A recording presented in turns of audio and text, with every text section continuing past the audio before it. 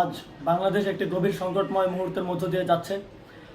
এখন পর্যন্ত আমাদের প্রাপ্ত খবর অনুযায়ী আওয়ামী লীগ, ছাত্রলীগ, যুবলীগের সন্ত্রাসীরা গুলি করে কুপিয়ে প্রায় 30-এর অধিক শিক্ষার ছাত্র জনতাকে হত্যা করেছে এবং দিন শেষ হতে হতে এই সংখ্যাটা কোথায় গিয়ে দাঁড়ায় আমরা জানি না।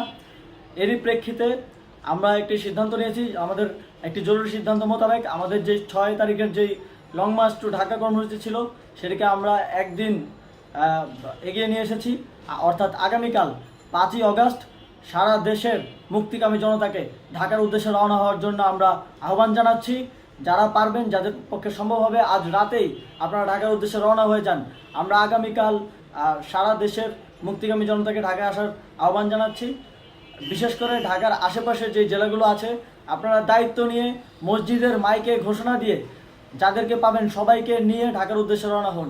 এই লড়াই আমাদের জন্য একটি চূড়ান্ত লড়াই।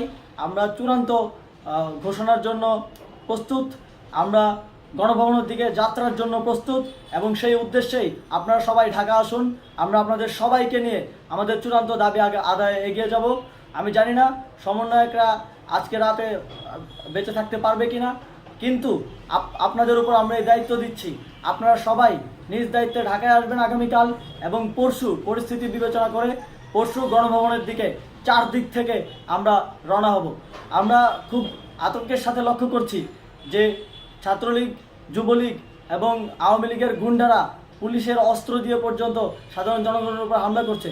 কিন্তু একটি সুখের খবর হচ্ছে সারা দেশের বিভিন্ন স্থানে সেনাবাহিনী ছাত্র জনতার পক্ষে দাঁড়িয়েছে। আবার কিছু কিছু জায়গায় যেমন মিরপুর ও মোহাম্মদপুরে সেনাবাহিনী ছাত্র জনতার বিপক্ষে দাঁড়িয়ে গুলি চালাচ্ছে। আমরা সেনাবাহিনীর প্রতি আহ্বান জানাতে চাই, আপনারা এদেশের নাগরিক এবং আপনারা এদেশের নিরাপত্তার দায়িত্বে আছেন, এদেশের জনগণের যানবাহনের নিরাপত্তার দায়িত্বে আছেন। আপনারা দেশের পক্ষে এবং দেশের জনগণের জন্য কাজ করবেন। কোনো খুনি সরকারের জন্য, কোনো খুনি রাজনৈতিক দলের জন্য কাজ করবেন না। এটি এদেশের জনগণ আপনাদের থেকে প্রত্যাশা করে। আমাদের এই আন্দোলনে সম্পূর্ণ সমর্থন দিয়ে হয় নিরপেক্ষ থাকুন অথবা এই খুনি বাহিনীকে, সরকারের খুনি বাহিনীকে প্রতিহত করুন, তাদেরকে যথাযথ শাস্তির আওতায় নিয়ে আসুন।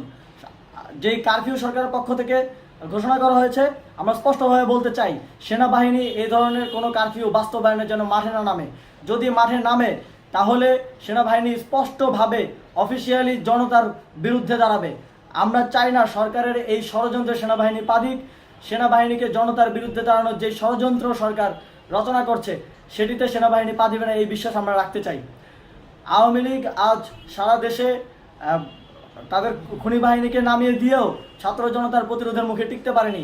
রাজপথের পরাজিত শক্তি হিসেবে তারা সেনাবাহিনী সহ অন্যান্য বাহিনীকে আমাদের বিরুদ্ধে কাজে লাগানোর চেষ্টা করছে।